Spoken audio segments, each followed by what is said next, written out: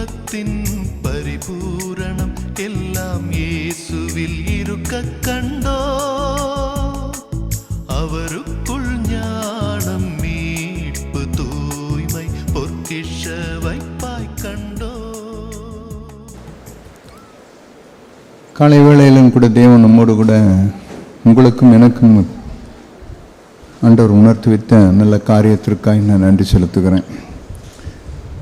பேசுகிறது உங்களுக்கு மாத்திரமல்ல, தேவனுடைய வார்த்தை இருபுறமும் கருக்குள்ளே பட்டயம்.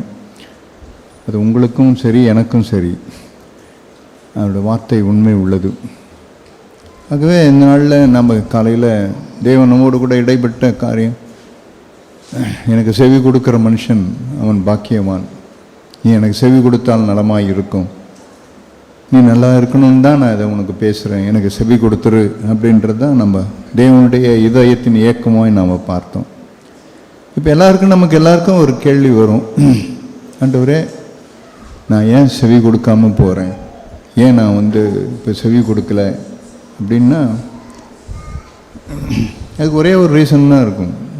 ரீசன்னா எல்லாவற்றுக்கும் நமக்கு முன்னோடி இயேசு கிறிஸ்து தான். இந்த உலகத்தில் வேறு யாருமே இல்லை.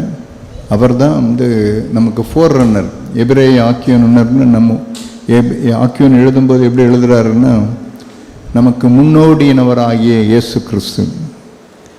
அப்போ நம்மளுடைய முன்னோடி இயேசு கிறிஸ்து தான்.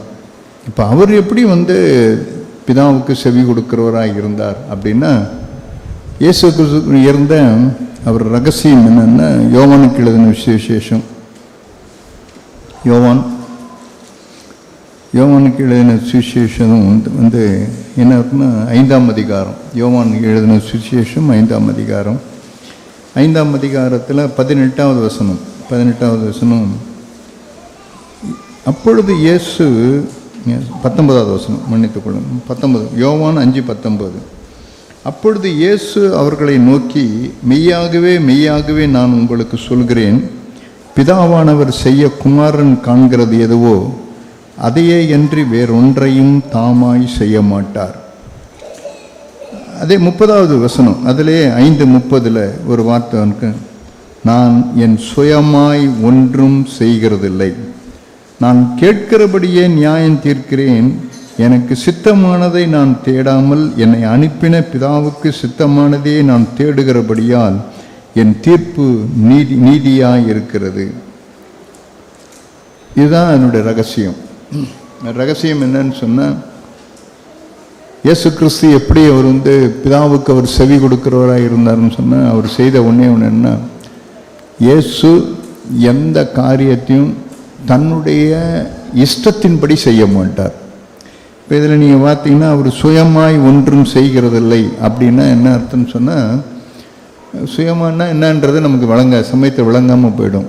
ஆனால் அதனுடைய நம்ம பாஷையில் சொல்லணும்னா எப்படின்னா, இயேசு கிறிஸ்து தன்னுடைய இஷ்டத்தின்படி ஒன்றும் செய்ய மாட்டார். அவர் இஷ்டத்தின்படி ஒன்றும் செய்யாதனால என்ன பண்ணுவார்னா, அவர் பிதாவை நோக்கி, ஆண்டவரே என் இஷ்டத்தின்படி நான் செய்ய விரும்பலை. ஆகவே தான் அவர் என்ன பண்ணார்னா, பிதாவுக்கு எப்பொழுதும் அவர் செவி கொடுக்கிறவராக இருந்து கொண்டே இருந்தார்.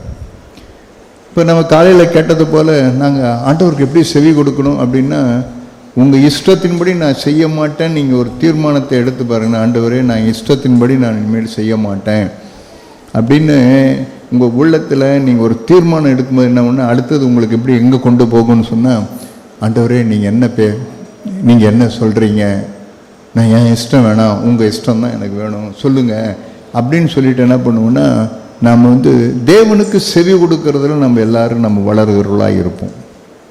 ஆமாம், இந்த காரியத்தை உங்கள் இருதயத்தில் நீங்கள் எப்போ பதித்து கொள்கிறீங்களோ அப்பெல்லாம் என்ன வரும்னா, நீங்கள் ஒரு நாளும் நீங்கள் தேவனுக்கு செவி கொடுக்கிறவர்களாக இருந்து கொண்டே இருப்போம். என் இஷ்டத்துக்கு நான் ஒன்றும் செய்ய மாட்டேன். இயேசு எப்படி இருந்தார், அவர் எப்படி தான் இருந்தார். அவரே சொல்கிறாரு, எனக்கு நான் காண்கிறது எதுவோ அதையே என்று வேறு ஒன்றையும் நான் சுயமாய் நான் வேறு ஒன்றையும் நான் தாமாய் எதை செய்ய மாட்டேன். 30வது வசனத்தில் பார்த்தீங்கன்னு சொன்னால், நான் சுயமாய் ஒன்றையும் நான் செய்கிறதில்ல, என் இஷ்டத்துக்கெல்லாம் நான் செய்ய மாட்டேன். பிதா என்ன சொல்கிறாரோ அதான் செய்வேன், இல்லைன்னா நான் செய்ய மாட்டேன், அமைதியாக இருப்பேன். உதாரணத்துக்கு நீங்கள் எடுத்து பார்த்தீங்கன்னா, அப்போஸ்தலர் நடவடிக்கைகளில் ஒரு வார்த்தை உங்களுக்கு ஒரு ஒரு சம்பவம் இருக்கும். இயேசுனுடைய அவர் சுயமாய் நிறைய இருக்குது. அந்த இதில் நான் உங்களுக்கு ஒரே ஒரு உதாரணத்தை உங்களுக்கு எடுத்து காட்டுறேன். அப்போஸ்தலர் நடவடிக்கைகளில் 3ஆம் அதிகாரத்தில் இங்கே பார்த்தீங்கன்னா ஒரு சம்பவம் இருக்கும். 1ஆம் வசனம். ஜெப வேளையாகிய 9ஆம் மணி நேரத்தில் பேதுரும் யோவானும் தேவாலயத்திற்கு போனார்கள். அப்பொழுது தன் தாயின் வயிற்றிருந்து சப்பானியாய் பிறந்த ஒரு மனுஷனை சுமந்து கொண்டு வந்தார்கள். தேவாலயத்தில் பிரவேசிக்கிறவர்கள் பிச்சை கேட்கும்படி நாடோறும் அவனை அலங்கார வாசல் எனப்பட்ட தேவாலய வாசலண்டையிலே வைப்பார்கள். தேவாலயத்தில் பிரவேசிப்போர்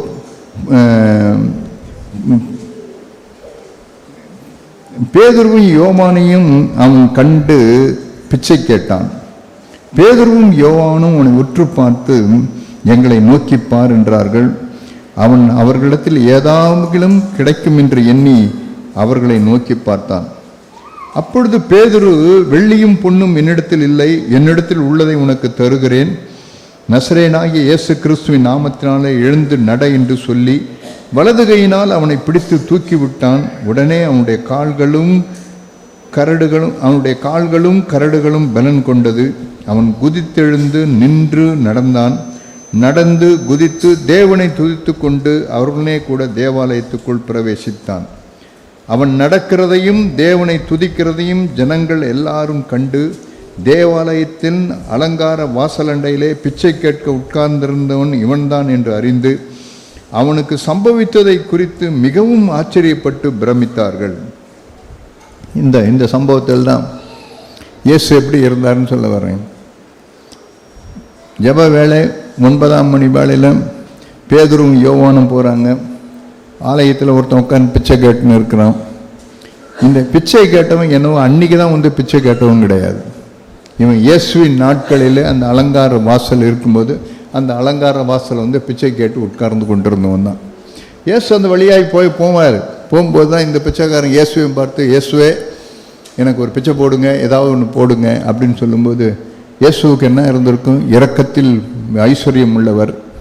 அவர் பார்த்தவொன்னே அவனை பார்த்து, இவன் ஏன் இப்படி பிச்சை எடுக்கணும், இவனை சுகமாக்கிட்டான், இவன் போய் ஏதாவது ஒரு வேலை செய்து பொழைச்சிப்பானே அப்படின்லான்ட்டு அவனை சுகமாக்க அவர் தாமாய் சுயமாய் இயேசு ஒன்று செய்ய போகும்போது என்ன வரும்னா, உடனே பிதா அவர் சொல்லியிருப்பார், இயேசுவே அவனுக்கு எதனா பிச்சை போட்டு நீ போயிட்டே இரு, வேற ஒன்றும் செய்யாத, நீ போயிட்டே இருப்பார். உடனே என்ன பண்ணார்னா, தேவனுடைய வார்த்தைக்கு உடனே அவர் என்ன பண்ணார்னா அவர் செவி கொடுக்க ஆரம்பித்தார். செவி கொடுத்து எப்போ செவி கொடுத்தார் தெரியுமா? தன் இஷ்டத்தின்படி ஒன்றை செய்யாமல் இருக்க இயேசு நினைக்கும் போது தான். உடனே சரிப்பா, பேதுரு அங்கேருந்து யூதாஸை கூப்பிடுவார். அவனுக்கு எதனா ஒரு காசை கொஞ்சம் அவனுக்கு போட்டு அவனுக்கு கூப்பிட்டு போகணுவார். உடனே அவனுக்கு காசை கொடுத்துட்டு இயேசு அந்த ஆலயத்துக்குள்ளே போயிருப்பார். இயேசு தாமாய் சுயமாய் அவர் ஒன்றையும் செய்ததே கிடையவே கிடையாது. பிதாவிடத்தில் வார்த்தைக்கு அவர் செவி கொடுக்கறதுனால அவர் ஒன்றையும் தாமாய் அவர் ஒன்றையும் செய்யவே இல்லை. அதுக்கப்புறம் வந்தவங்க தான் இந்த பேதுருவும் யோவானும் ஆலயத்துக்கு வந்தாங்க. இப்போ அவங்க உடனே இப்போ அவங்களுக்கு பார்த்தோன்னே அவங்ககிட்ட பிச்சை கேட்குறான். பிச்சை காட்டவுடனே அவங்ககிட்ட, என்கிட்ட வெள்ளியும் பொண்ணு என்கிட்ட ஒன்றும் இல்லைப்பா, இயேசுவின் நாமத்தினால எழுந்து நட அப்படின்னு சொல்கிறாங்க. எழுந்து அவனை தூக்கி விடுறாங்க. அவங்க அவன் குதித்து எழுகிறான், அவன் நடனம் பண்ணுறான், அவன் தேவனை துதிக்கிறான், அவன் தேவாலயத்துக்குள்ளே பிரவேசிக்கிறான் அப்படின்னு பாட்டும் ஒரு எழுப்புதல் அங்கே ஏற்பட்டது. காரணம் என்னென்னா, இயேசு தன் இஷ்டத்தின்படி அவர் ஒன்றையும் செய்து கிடையவே கிடையாது. பிரியமானவர்களே, எப்பெல்லாம் நான் என் இஷ்டத்தின்படி செய்யணும் அப்பெல்லாம் நான் தேவனுக்கு செவி கொடுக்கவே மாட்டேன். வீட்டில் கூட சரி, நீங்கள் எல்லாருமே இப்போ வீட்லேயோ இல்லை வேலை எங்கே இருக்கணும்னு என் இஷ்டத்தின்படி நடக்கிறோமா அப்படின்னு பாருங்கள். நீங்கள் எப்போ உங்கள் இஷ்டத்தின்படி நீங்கள் ஒன்று நடக்கிறீங்களோ அப்பெல்லாம் நடக்கணும். தேவனுடைய சத்தத்தை உங்களால் கேட்க முடியவே முடியாது. ஏன்? அது மிருக குணம். அது தானியேல் தீர்க்கதரிசியின் புஸ்தகத்தில் ஒரு வார்த்தை உங்களுக்கு காண்பிக்கிறேன். தானியேல் தீர்க்கதரிசியின் புஸ்தகம் அங்கே பார்த்தீங்கன்னு சொன்னால் அங்கே ஒரு வார்த்தை இருக்கும். அங்கே ஒரு 8ஆம் அதிகாரம், தானியேல் தீர்க்கதரிசியின் புஸ்தகம் 8ஆம் அதிகாரம். 8ஆம் அதிகாரத்தில் 3வது வசனத்தை நான் காண்பிக்கிறேன்.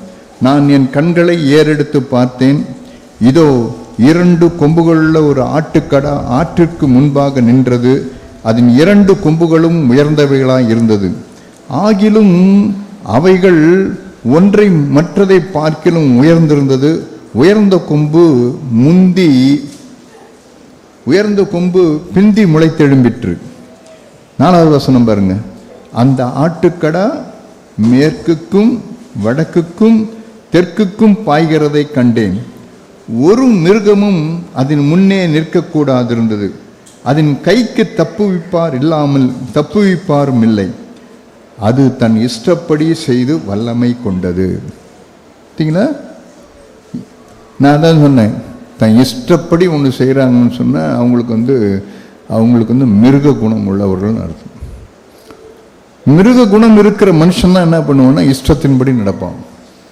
ஆனால் தன்னிடத்தில் மிருக குணம் இல்லாதவங்களாம் எப்படி இருப்பாங்கன்னு சொன்னால், தேவனுடைய வார்த்தைக்கு செவி கொடுக்கிறவர்கள, ஆண்டவரே நான் என் சுயமாய் ஒன்றும் செய்ய மாட்டேன், நான் இஷ்டத்தின்படி ஒன்றையும் செய்ய மாட்டேன் அப்படின்னு சொல்லிட்டு அவங்க என்ன பண்ணுவாங்கன்னா தேவனுடைய வார்த்தைகளுக்கு அவளுக்கு செவி கொடுக்கிறவர்களாக இருந்து கொண்டே இருப்பாங்க.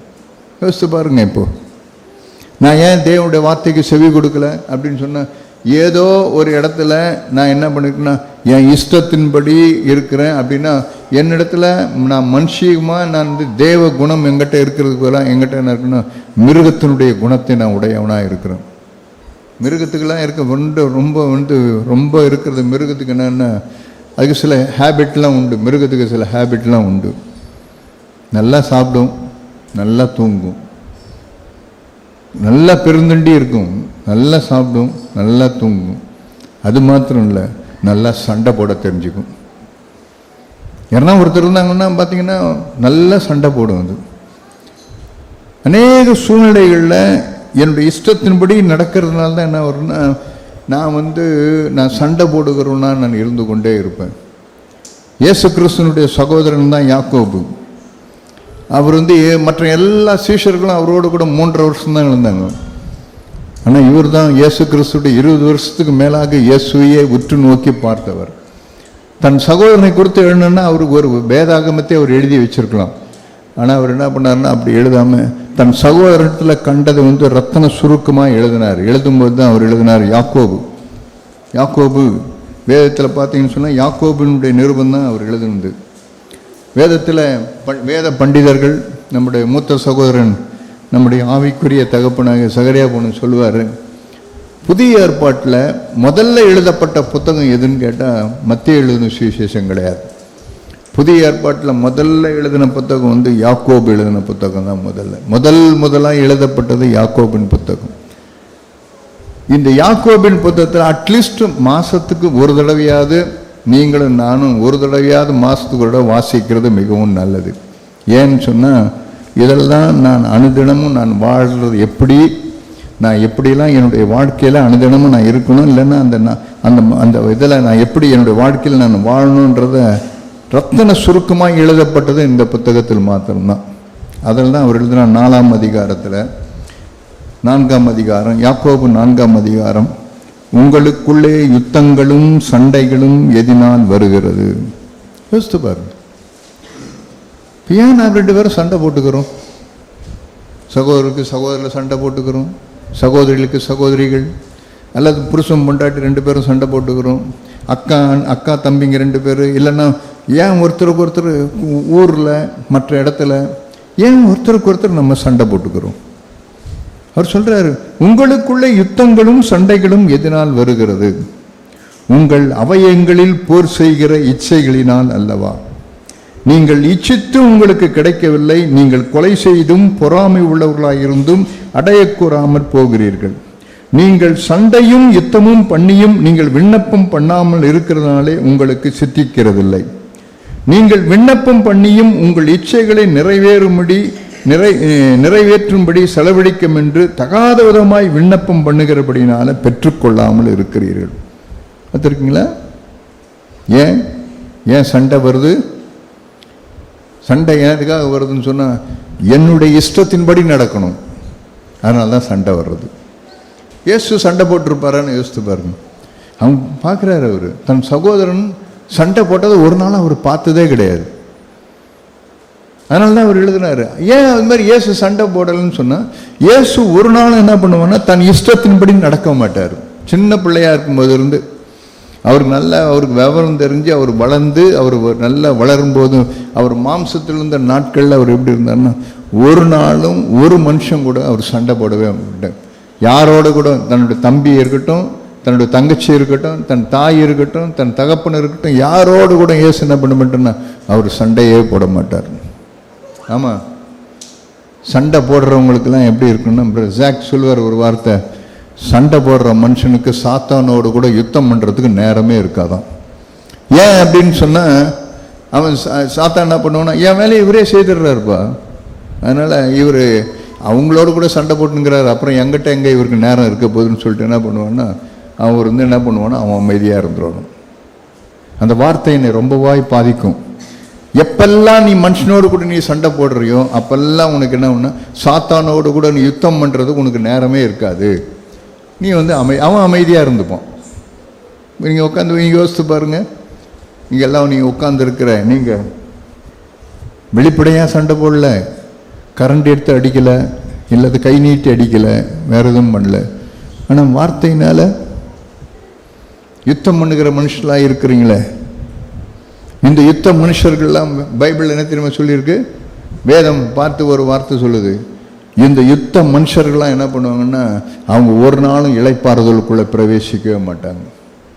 ஆமாம், வேதம் அப்படி தான் எழுதிருக்கு. பழைய ஏற்பாட்டில் பார்த்தீங்கன்னா என்ன எழுதிருக்குன்னா இஸ்ரவேல் ஜனங்களை குறித்து எழுதும் போதெல்லாம் அவங்க எல்லாரையும் வனாந்தரத்தில் தேவன் அவங்கள தெரிய விட்டாராம்.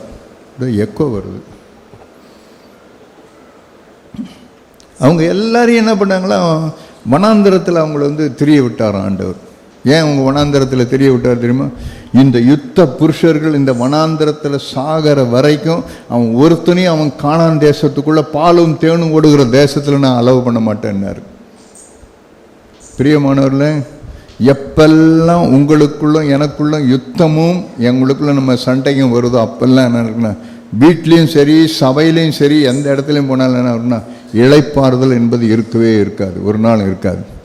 தேவன் பார்த்துக்கிட்டே இருப்பார், இவன் யுத்த புருஷன், இவனை உள்ள விடவே கூடாது அப்படின்வார். அது மாத்திரம் இல்லை, இப்போ நம்ம எல்லாருக்கும் இப்போ நம்ம நினைக்கிறோம் ஒரு சபை கட்டப்படுது. இப்போ தாவீதுக்கு அது மாதிரி ஒரு எண்ணம் வந்தது. அவனுக்கு உடனே அவருக்கு என்ன பண்ணார்னா ஆண்டவர் என்ன பண்ணார்னா அவன் தாவீதுக்கு ஒரு எண்ணம், நான் மட்டும் அரண்மனையில் இருக்கிறேன், தேவனுடைய இது இப்படி ஒரு இதில் இருக்குது, ஆகவே நான் தேவனுக்கு நான் ஒரு ஆலயத்தை கட்டுவேன்னு சொன்னார். உடனே நாத்தான் தீர்க்கதரிசியை பார்த்து கேட்டார், நான் தேவனுக்கு ஒரு ஆலயத்தை கட்டணும்னு நினைக்கிறேன். அவர் உடனே தீர்க்கதரிசி என்ன சொல்ல, பரவாயில்ல, உன் இருதயத்தில் எப்படி இருக்கோ நீ அப்படியே கட்டு அப்படின்ட்டார். கட்டுன்னு அவன் சொல்லிட்டு நாத்தான் மேலே அப்படி போன உடனே ஆண்டவர் அவனை கூப்பிட்டு, யாரை கேட்டு நீ இதை சொன்ன? நீ பாட்டு உன் இஷ்டத்துக்கும் பேசிடுறதா? தாவீதை நான் ஆலயத்தை கட்டணும்னு சொன்ன, நீ கட்டு பரவாயில்லன்னு சொல்லிட்டியே, அவன் கட்ட மாட்டான்னு சொல்லு. தாவீதை பார்த்து தேவன் சொன்னார், ஒரு ராஜா அவனை பார்த்த உடனே ஒரே ஒரு வார்த்தை என்ன சொன்னான், நீ என் ஆலயத்தை நீ கட்ட மாட்ட. ஏன் காண்பிக்கிறோம் பாருங்க. அங்கே எழுதும்போது 1 சாமுவேல் புஸ்தகத்தில் அங்கே அவன் பார்த்து சொல்கிறான், அவனை பார்த்த உடனே நீ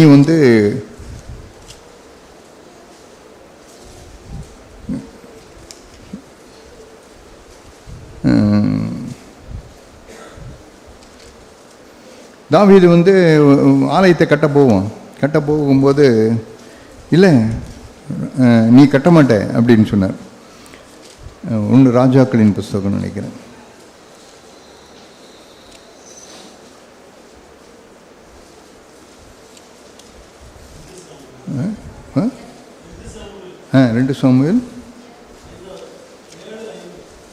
ரெண்டு சாமுவேல் 7ஆம் அதிகாரம்.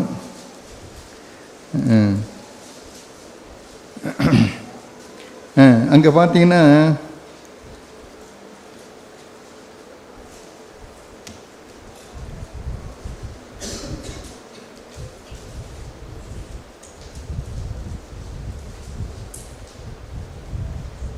இல்லை இன்னொரு இடத்துல எழுதப்பட்டிருக்கும். நான் பார்த்தோன்னே நீ ஆலயத்தை கட்ட மாட்டாய் அப்படின்னு சொல்லுவார் ஆண்டவர்.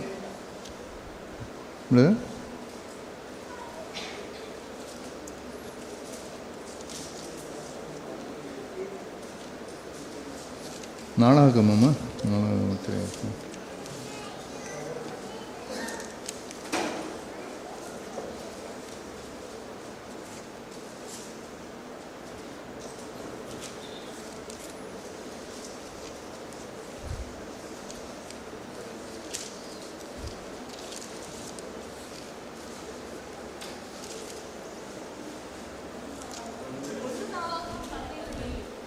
ஒன்று நாளாகமும் 17 1 நாளாகமும் 17ஆம் அதிகாரம்.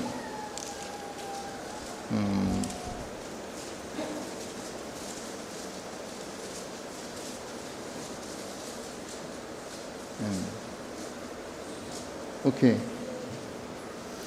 1 நாளாகமும் அதுக்கு முன்னே இன்னொரு 1 நாளாகமும் 17ஆம் அதிகாரத்தில் இப்போ தாவீது பார்த்து சொல்லுவார், என் தாசனாகிய கர்த்தர், இப்போ 4ஆம் வசனம் பார், நீ போய் என் தாசனாகிய தாவீதை நோக்கி கர்த்தர் சொல்லுகிறது என்னவென்றால், நான் வாசமாய் இருக்க எனக்கு ஆலயத்தை கட்ட வேண்டாம். நீ ஒரு யுத்த புருஷன், அதனால் நீ அதிகமான ரத்தத்தை நீ சிந்தன, அதனால் நீ என்னுடைய ஆலயத்தை கட்ட மாட்ட அப்படின்னார். நீ யுத்த புருஷன், அதனால் எப்படி கட்ட மாட்ட. ஆனால் உன் குமாரன் சாலமோன் இருக்கிறான்ல, அந்த சாலமோன் அவன் எப்படி பட்டுவான்னு சொன்னால், அவன் 22ஆம் அதிகாரம் 1 நாளாகமும் 22ஆம் அதிகாரம் 1 நாளாகமும் 22ஆம் அதிகாரம் 22ஆம் அதிகாரத்தில் 8வது வசனம் பாருங்க. ஆனாலும் கர்த்தருடைய வார்த்தை எனக்கு உண்டாகி, நீ திரளான இரத்தத்தை சிந்தி பெரிய யுத்தங்களை பண்ணினாய். நீ என் நாமத்திற்கு ஆலயத்தை கட்ட வேண்டாம். எனக்கு முன்பாக மிகுதியான இரத்தத்தை தரையிலே சிந்த பண்ணினாய். நீ ரத்தத்தை, நீ சண்டை மனுஷன், யுத்த புருஷன், அதனால் நீ கட்ட மாட்ட. அதே மாதிரி தான் ஆலயம் மாத்திரமல்ல, வீடும் கூட அப்படிதான். ஒரு வீடு கட்டப்படுதுன்னா வெறும் செங்கலும் சிமெண்ட்டும் வச்சு மற்ற எல்லாம் வச்சு ஆலயத்தை வீட்டை கட்டிடலாம். ஆனால் அந்த வீடு வெறும் கட்டின வீடாக தான் இருக்கும். ஆனால் அந்த வீட்டில் சமாதானம் இருக்காது, அந்த வீட்டில் நிம்மதி இருக்காது. அந்த வீட்டில் எப்போ பாரு அங்கே ஒரே ஒரு சஞ்சலமாக இருந்து கொண்டே இருக்கும். எப்பவுமே அந்த வீட்டில் சண்டை இருந்துகிட்டே இருக்கும். எங்கள் வீட்டில் எங்கள் பையன் ஒரு சின்ன பையன் எங்கள் வீட்டில் வளர்ந்து வந்தான். இப்போ அவன் பெரிய மெக்கானிக்கல் இன்ஜினியர் ஆகிட்டு ஒரு பெரிய கம்பெனியில் இப்போ அவன் பெரிய ஆஃபீஸராக இருக்கிறான். அவன் சின்ன பிள்ளை, இந்த மாதிரி ஒரு சின்ன பிள்ளையாக இருக்கும்போது எங்கள் வீட்டுக்கு வந்தான். எங்கள் வீட்டில் இருந்து வளர்ந்தான் அவன். அப்போ எப்போவுமே எங்கள் வீட்டுக்கு வருவான். வந்த உடனே வீட்டில் எல்லாத்தையும் களைச்சி போட்டுருவான், ஏதாவது ஒன்று பண்ணுவான், கலாட்டா பண்ணிட்டே இருப்பான். அது எங்களுக்கும் ரொம்ப சந்தோஷமாக தான் இருக்கும். அவன் அது மாதிரி பண்ணுறது எங்களுக்கு ஒரு சந்தோஷமாக இருக்கும். அவன் போயிடுவான், மறுபடியும் அந்த பொருள்லாம் எடுத்து அடுக்கி வச்சுருப்போம். ஒரு நாள் எங்கள் வீட்டுக்கு வந்தான். வந்த உடனே அவன் என்ன பண்ணான்னா, நான் உக்காந்துட்டு இருந்தேன். உக்காந்த உடனே என்னை பார்த்தோன்னே உள்ளே நுழைஞ்ச உடனே என்ன பண்ணான்னா, என்ன பார்த்தேன், ஹலோ அங்கிள் அப்படின்னான். உடனே நான் என்ன பண்ணேன்னு தெரியுமா, அவனை பார்த்தேன், என்னடா அப்படின்னேன். அவன் அது வரைக்கும் அவன் அது மாதிரி எதிர்பார்த்ததே இல்லை என்கிட்ட. அவன் பார்த்தான், என்னடா அது நல்லா தானே அந்த மனுஷன், என்ன இன்றைக்கி திடீர்னு நாய் குலைக்கிற மாதிரி குலைக்கிறானே அப்படின்னு சொல்லிட்டு பேசாமல் அப்படியே அமைதியாக இருந்துட்டு அப்புறம் கிச்சனுக்கு போனான். கிச்சனில் போனோன்னா எங்கள் ஒய்ஃப் அங்கே இருந்தாங்க. அங்கே பார்த்தோன்னே ஹலோ ஆண்டி அப்படின்னான். உடனே என் ஒய்ஃப் என்ன பண்ண, என்னடா அப்படின்னாங்க. அவனுக்கு என்ன பண்ணுறேன்னு ஒன்றும் புரியல. என்னடா அது, எல்லாம் நல்லா இருப்பாங்க, இங்கே போனால் இவர் நாய் மாதிரி விழுறாரு, அங்கே உள்ளே போனால் அது ஒரு நாய் மாதிரி விழுது, இது என்னன்னு ஒன்றும் புரியலையே அப்படின்ட்டு இப்படி பார்த்தோம். பார்த்துட்டு உடனே படாருன்னு என்ன பண்ண, விழுந்து வீட்டை விட்டு வெளியே ஓட்டான். அவன் அது மாதிரி சொல்லலை, ஆனால் மைண்ட் வாய்ஸ் அது மாதிரி இருந்திருக்கும் போல் தெரியுது. சின்ன பிள்ளை, அவனுக்கு ஒன்றும் சொல்ல தெரில. அவன் போன பிற்பாடு தான் எனக்கு உணர்வு வந்தது. அப்போ தான் நான் ஆண்டவர்கிட்ட கேட்டேன், ஆண்டவரே, பிள்ளை எப்போ வந்தாலும் வீட்டில் நல்லா விளையாடிட்டு இருப்பான், ஆனால் இப்போ வெளியே ஓடுறான், இப்போ எப்பவுமே இது மாதிரிலாம் இருக்க மாட்டானே, ஏன் இது மாதிரிலாம் போகிறான் அப்படின்னு சொல்லிட்டு நான் கேட்கும்போது ஆண்டவர் சொன்னார், நாற்றம் எடுத்த உன் பெருமையினால் தான் அப்படின்னாரு.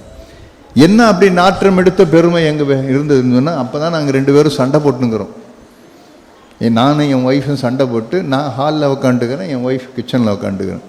ஏதோ ஒப்புக்கு போகாத காரியம்.